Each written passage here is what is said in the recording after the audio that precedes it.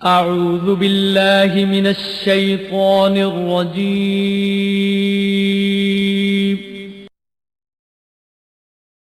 بسم الله الرحمن الرحيم.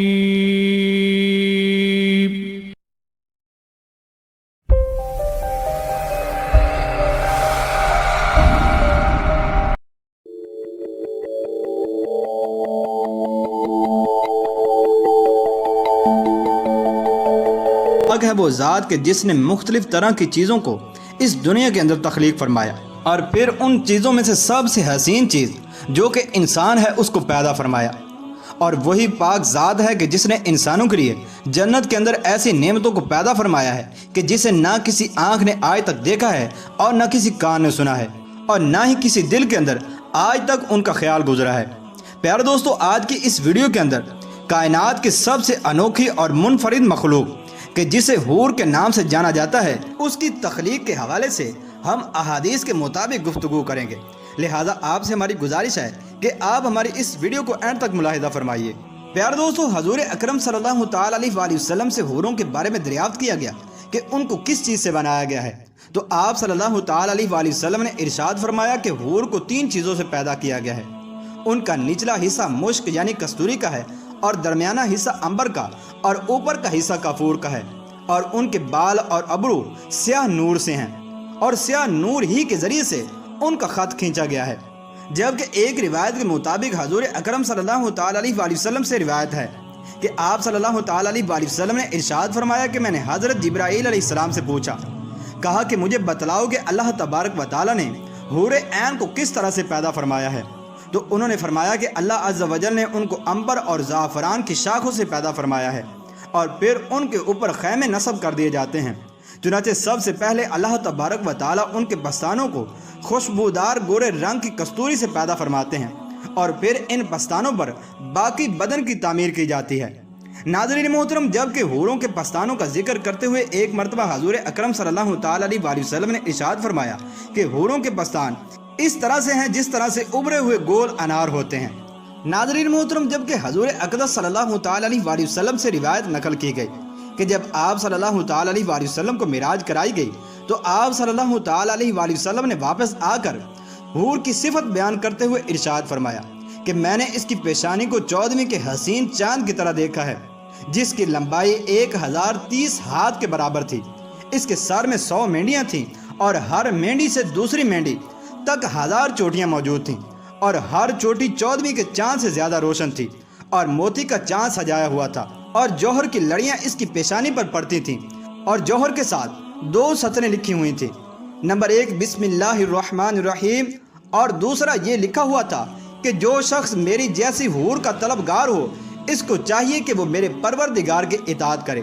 پھر حضرت جبرائیل علیہ السلام نے مجھ سے کہا کہ اے محمد صلی اللہ تعالی علیہ وآلہ وسلم، یہ اور اس طرح کی حوریں آپ صلی اللہ تعالی علیہ وآلہ وسلم کی امت کے لیے ہیں، پس آپ صلی اللہ تعالی علیہ وآلہ وسلم بھی خوش ہوں اور اپنی امت کو بھی اس کی خوشخبریاں سنا دیں۔ ناظرین محترم، جبکہ روایات ہمیں بتاتی ہیں کہ جب جنتی جنت کے اندر داخل ہوگا تو اس کی حوروں میں سے ایک بیوی اس کا استقبال کرے گی،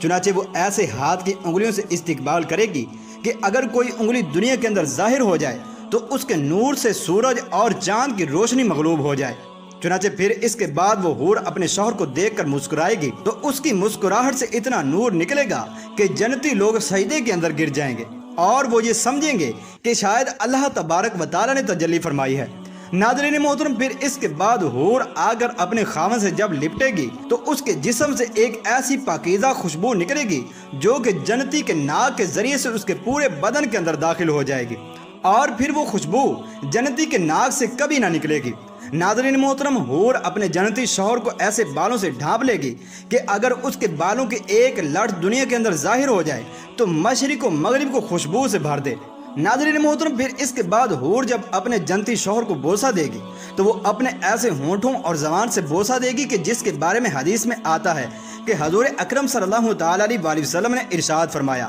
کہ اگر کوئی حور دنیا کے 7 سمندروں کے اندر تھوک دے تو سب کھاری سمندر اس کی تھوک کی برکت کی وجہ سے شیریں اور میٹھے ہو جائیں۔ ناظرین محترم، اس روایت سے پتہ چلتا ہے کہ اس بوسے کے نتیجے کے اندر جنتی آدمی کا پورا وجود اللہ تبارک و تعالیٰ کی اس حور کے بوسے کی وجہ سے شیریں اور میٹھا ہو جائے گا۔ پھر جب وہ اپنے شوہر سے جدا ہوگی تو اس کی طرف دیکھ کر مسکرائے گی اور ایسی گفتگو کرے گی کہ اگر کوئی مخلوق اس کی گفتگو سن لے تو سب نیک و بد اس پر فدا ہو جائیں۔ چنانچہ احادیث میں آتا ہے کہ وہ حوریں اپنی طرف شوق دلانے والی ہوں گی اور نیچی نگاہوں والی ہوں گی، یعنی اپنے شوہروں کے علاوہ اور کسی کی طرف نہ دیکھیں گی، اور شوق دلانے سے مراد یہ ہے کہ ان کو محبت اور پیار کرنے پر ہمیشہ ابھارتی رہیں گی۔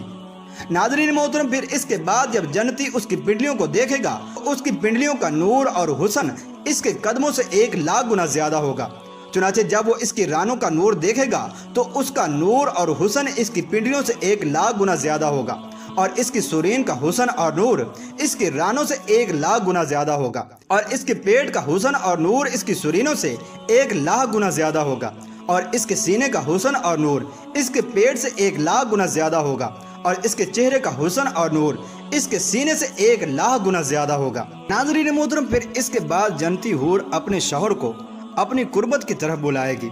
چنانچہ جب انسان اس کے قریب ہوگا تو 70 سال اس سے قربت کرتا رہے گا اور اس کی قربت سے لطف اندوز ہوتا رہے گا، اس حال میں کہ نام مرد کا اعلیٰ تعالیٰ علیہ وآلہ وسلم سے پوچھا گیا کہ اہل جنت اپنی بیویوں سے صحبت کریں گے، تو آپ صلی اللہ تعالیٰ علیہ وآلہ وسلم نے ارشاد فرمایا کہ بالکل، اور وہ خوب کثرت سے صحبت کریں گے، مگر ان کا اعلیٰ تناسل تھکے گا نہیں، اور نہ عورت کی شرمگاہ چھرے گی، اور دونوں کی شہوت ختم نہ ہوگی۔ جبکہ حضرت سعید بن جبیر رضی اللہ تعالیٰ عنہ کا یہ قول نقل کیا گیا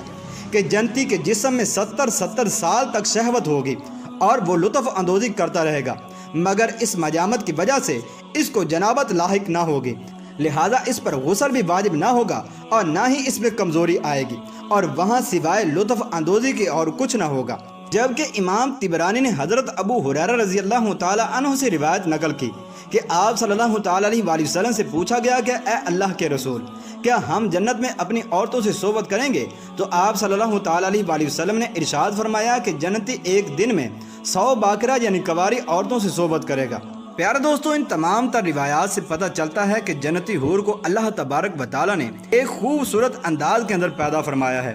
اور وہ دنیا کی عورتوں سے بالکل الگ تھلگ ہے۔ نہ ہی وہ اپنے شوہر سے لڑائی اور جھگڑا کرے گی، اور نہ ہی اس کے اندر کوئی ناپاکی والی بات ہوگی، اور نہ وہ اپنے شوہر کے علاوہ کسی دوسرے مرد کو دیکھے گی، اور نہ اپنے شوہر کے جماع کرنے سے تھکے گی اور نہ کمزور پڑے گی، اور نہ ہی اس کی شرم گاہ سے کسی قسم کی مرد کو کوئی تکلیف پہنچے گی، اور نہ اس عورت کو تکلیف پہنچے گی، بلکہ وہ عورت ہمیشہ سے باکرہ ہی رہے گی، اور مجامت کرنے کے بعد دوبارہ پھر وہ باکرہ ہو جائے گی۔ اور جنتی حوریں ہمیشہ جوان رہیں گی اور وہ کبھی بھی بوڑھیاں نہیں ہوں گی، اور جنتی حوروں کی عمریں بھی وہی ہوں گی جو کہ جنتی مردوں کی ہوں گی، یعنی جنتی مرد اور جنتی عورتیں ہم عمر ہوں گے، ان میں کوئی بھی چھوٹی عمر والا نہ ہوگا۔ پیارے دوستو، اس کے علاوہ اگر بات کی جائے کہ اللہ تبارک و تعالیٰ نے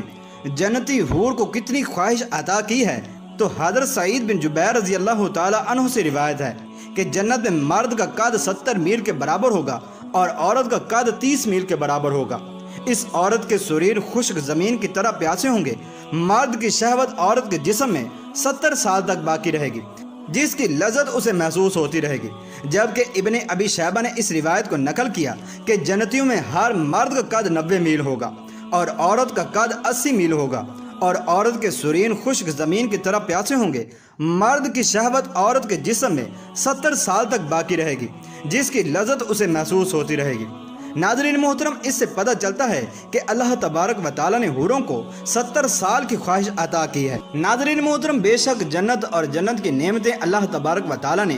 اپنے نیک بندوں کے لیے تیار کر رکھی ہیں۔ ناظرین محترم، اگر بات کی جائے کہ کن کاموں کی وجہ سے حوریں ملتی ہیں، تو آئیے ان باتوں کی طرف ہم آپ کی رہنمائی کرتے ہیں۔ چنانچہ حضرت معاذ بن انس رضی اللہ تعالی عنہ سے روایت ہے کہ رسول اللہ صلی اللہ تعالی علیہ وآلہ وسلم نے ارشاد فرمایا، جس شخص نے غصہ کو پی لیا حالانکہ وہ اس کو نافذ کرنے پر قدرت رکھتا تھا، تو اللہ تبارک و تعالیٰ اس کو قیامت کے دن تمام مخلوقات کے سامنے بلائیں گے، حتیٰ کہ اس کو اختیار دیں گے کہ وہ حوروں میں سے جس کو چاہے اپنے ساتھ لے جائے۔ اور حضرت ابن عباس رضی اللہ تعالی عنہ فرماتے ہیں کہ جناب رسول صلی اللہ تعالی علیہ وآلہ وسلم نے ارشاد فرمایا، 3 کام ایسے ہیں کہ جس شخص کے پاس ان میں سے ایک بھی ہوگا، اس کی حور عین کے ساتھ شادی کر دی جائے گی۔ نمبر 1 وہ شخص جس کے پاس ضرورت کی امانت خفیہ طور پر رکھی گئی اور اس نے خوف خدا کی وجہ سے اس امانت کو واپس کر دیا، اور وہ شخص جس نے اپنے قاتل کو معاف کر دیا، اور نمبر 3 وہ شخص جس نے ہر فرض نماز کے بعد قل هو اللہ احد یعنی پوری سورہ اخلاص کی تلاوت کی۔ ان مذکورہ اعمال میں سے کوئی سا عمل جتنی مرتبہ بھی کیا جائے گا انشاءاللہ اتنی حوریں ملیں گی۔ اللہ تبارک و تعالیٰ سے دعا ہے کہ اللہ تبارک و تعالیٰ ہمیں دنیا کے اندر حرام کاموں سے بچتے ہوئے اس کی اطاعت کرنے کی توفیق عطا فرمائے، اور اس کے عطا کیے گئے احکامات پر پابندی کے ساتھ عمل کرتے ہوئے ہمیں موت کے ساتھ ایمان کی حالت میں ہمکنار فرمائے، تاکہ وہاں پر پہنچ کر ہم اللہ کی رضا اور اس کی جنت کے مستحق ہو سکیں۔